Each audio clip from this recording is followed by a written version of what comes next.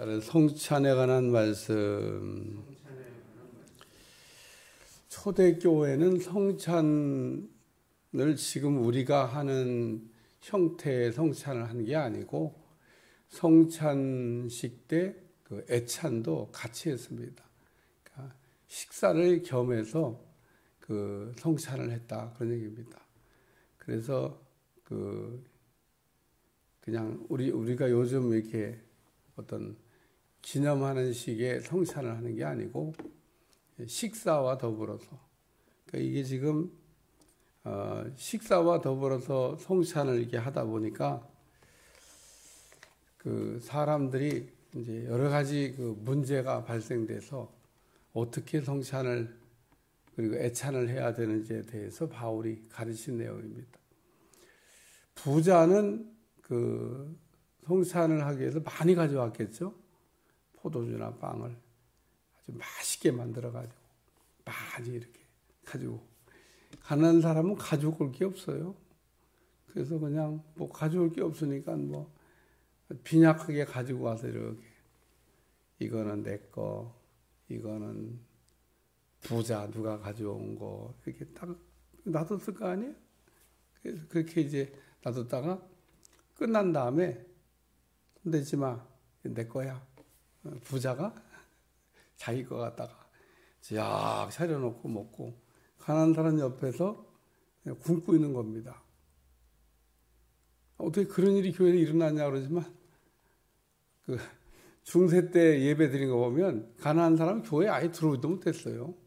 부자들만 들어가서 다 화려한 옷을 입고 예배 드리고, 거지들은 저 바깥에 이렇게 서서 문 밖에 서서 똑같이 하나님을 믿는데, 그 성 프란시스라고 하는 그 캐톨릭에서 만들어 놓은 영화가 있는데 그거 보면 어쨌든 참 중세에 저렇게 예배를 드렸겠구나.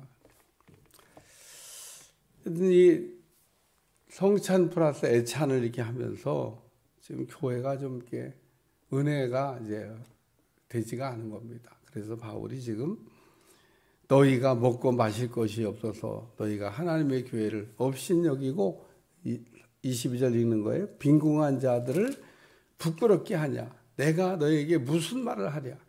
너희를 칭찬하랴. 이것으로 칭찬하지 않겠노라. 그러면서 그 성찬 플러스 애찬할 때 좀 은혜스럽게 잘 하라고 하는 말씀을 이게 들려주고 있습니다.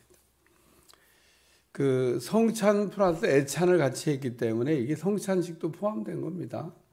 여기 보면 성찬식은 주께서 잡히시던 밤에 떡을 가지사 축사하시고 떼어 주시면서 이것은 내 몸이니 나를 기념하라.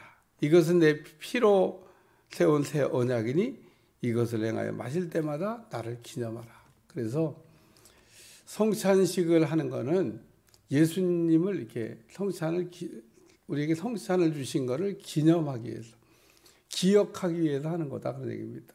성찬식을 받으면서 우리가 무슨 생각을 해야 되냐면, 예수님이 나를 위해서 이렇게 몸도 주시고 또 피도 흘리시고 주님이 나를 위해서 십자가에서 희생을 당하시고 나를 위해서 십자가에 죽으셨구나라고 하는 것을 기억하면서 이렇게, 그래서 주님의 고난을 이렇게 생각하는 그런 기념적인 의미를 갖고 있다는 겁니다.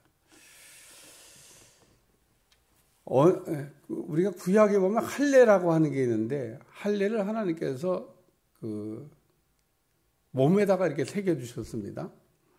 그 왜 몸에다가 할례를 이렇게 하라고 이렇게 표식을 세우느냐? 언약을 잊어버리지 말라고. 하도 잘 잊어버리니까 할례를 행하면 안 잊어버리겠지. 하나님 이스라엘과 언약을 했어요. 언약. 너희는 그 나의 선택된 백성이다. 딱 할례를 행하면서 구별시킨 겁니다. 잊어버리지 말라는 거예요. 너희는 그냥 이방인들이 아니고 내가 너희를 택하여 부른 선택된 민족이다. 할례. 하나님의 언약을 잊어버리지. 하나님 우리에게 언약한 게 있죠. 여러 가지. 근데 그 언약들을 잊어버리지 말라고 할례를 몸에다 새겨줬는데도 불구하고 언약을 자꾸 잊어버려요. 오늘도 우리가 하나님이 우리에게 약속하신 거는 잊어버리면 안 됩니다.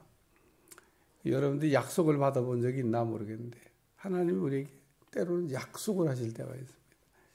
그리고 약속을 받았다고 이렇게 생각하는 분도 있습니다. 그 약속은 잊어버리면 안 되는 거예요. 잊어버리면 하나님도 그 약속을 지킬 이유가 없습니다. 근데 내가 그 약속을 이렇게 품고 기억하고 있으면 하나님도 지켜야죠. 왜냐하면 약속한 거니까. 그래서 이 언약, 약속 이게 참 중요합니다. 성찬을 위해서 주님의 우리를 위해서 이렇게 십자가의 고난을 받으시고 살과 피를 주신 것을 기억하라 이렇게 말씀하셨습니다. 그런데 교회사를 여러분이 읽어보시면 여기 분명히 성경에 기념하라고만 되어져 있는데 한때 교회가 뭐라고 이 성찬을 해석했냐면 이 성찬을 우리가 받을 때 진짜 예수님의 살과 피로 변한다. 이거를 화채설이라고 그래요. 지금도 캐톨릭 사람들은 그 화채설을 믿습니다. 그래서 성찬을 우리가 딱 받는 순간에 진짜 예수님의 살과 피로 이렇게 변한다라고 하는 그런 교리가 있어요. 교리. 또 공제설이라고 하는 또 성찬에 관한 이론이 있습니다. 성찬을 받을 때 주님이 임재하신다. 그런 또 교리가 있습니다. 공제설이라고 해요. 그 다음에는 상징설도 있습니다. 이건 그냥 상징적인 거야. 그리고 상징설이라고 주장한 이론도 있습니다. 근데 성경을 그냥 보면 성경이 중요해요. 성경 말씀에는 기념하라 이렇게 되잖아요. 기념하라는 말은 우리가 추도 예배라고 하는 걸 드리잖아요. 기념하는 겁니다.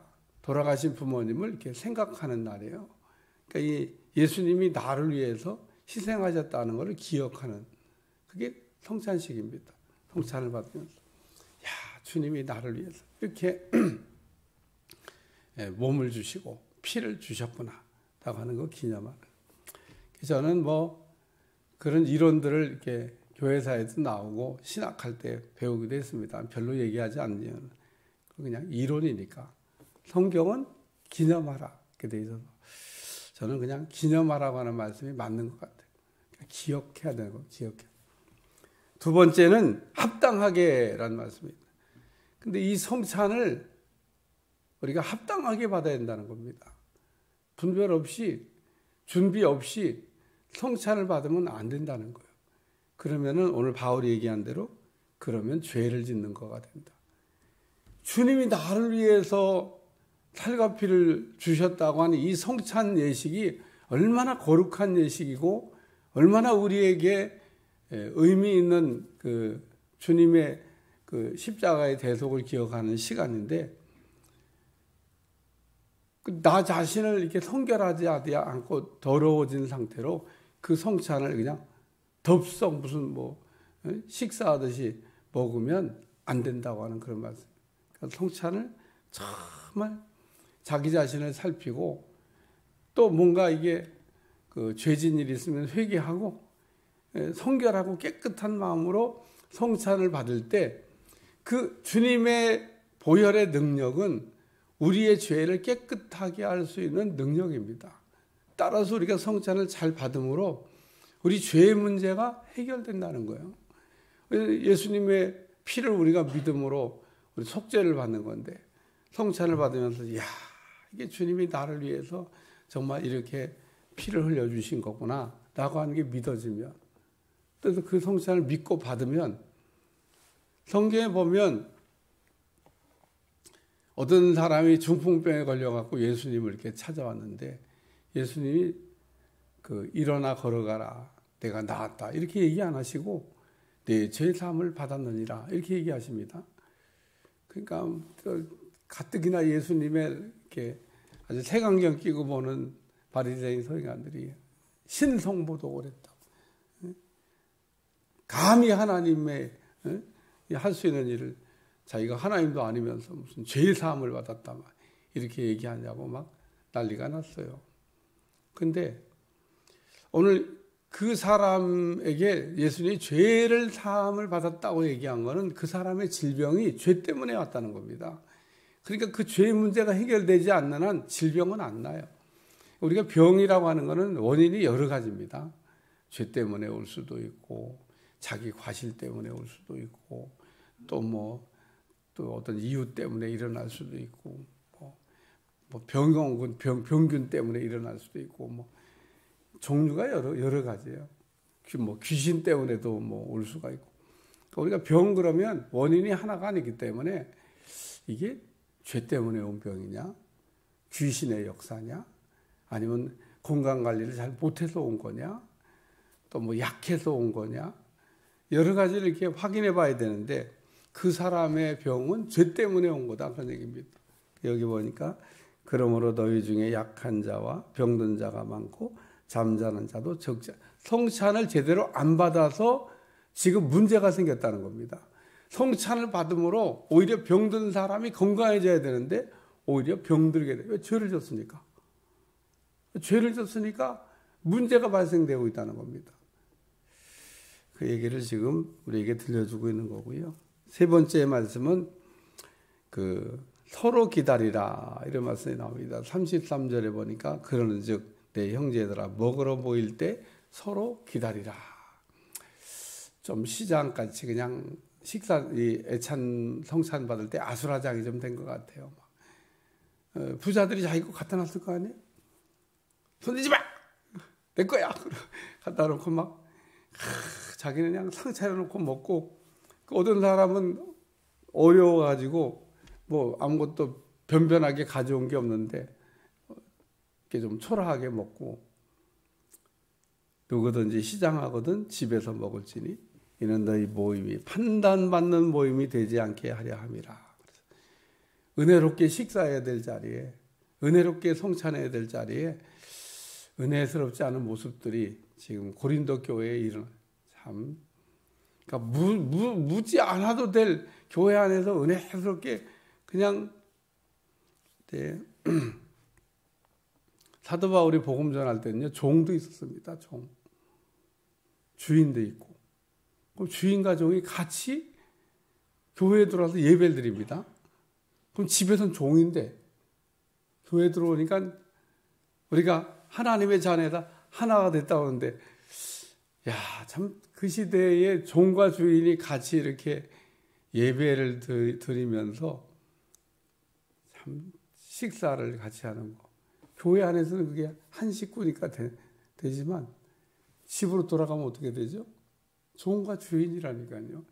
이 주인이 하늘 같은 사람이에요. 하나님 같은 사람. 근데 종과 주인이 같이 예배를 드리면서 또 식사도 같이 하면서 급이 다른 겁니다. 급이. 우리나라도 그런 시절이 있었어요. 주인과 종이 이렇게 예배를 드리던. 근데 주인은 장로가 안 되고 종이 장로가 됐네. 어떤 교회에서 그런 일이 정말 일어났답니다. 근데 그 주인이 어떻게 됐을까? 종을 장로로 잘 섬겼다는 그 일화가 있습니다. 그 주인이 훌륭하죠, 주인. 종은 먼저 장로가 됐는데 주인이 집에서는 자기 모습인데, 모습은 장로가 됐는데 자기는 아직 장로가 안 돼. 어쨌든 그런 모습이 장로가 될 정도면 얼마나 그 교회에서 신앙생활을 잘했겠어요. 또 집에서 가서 주인을 얼마나 잘 섬겼겠어요. 어쨌든 그 종과 주인이 공존하던 시대의 지금 이야기입니다, 이게. 그러나 오늘 부자나 주인이나 자기들이 가지고 온 음식, 배가 고프면 집에서 먹고 올 것이지 교회 와가지고 같은 우리가 식구들을 부끄럽게 하게 보이냐. 주님의 만찬을 욕되게 하는 거다. 그래서 성찬과 애찬을 할 때 기다려라. 그래서 우리가 이 먹으러 모일 때 서로 기다리라. 네 거 내 거 따지고 막 그러지 말고 은혜롭게 식사를 잘하라. 그런 얘기입니다. 기도하겠습니다. 하나님, 오늘 성찬에 관한 말씀을 듣게 하심을 감사드리고, 우리가 매달 우리가 한 번씩 하는 성찬 잘 받게 도와주시고, 성찬을 통한 은혜가 우리 가운데 넘쳐나도록 축복해 주옵소서. 예수님의 이름으로 기도합나이다. 아멘.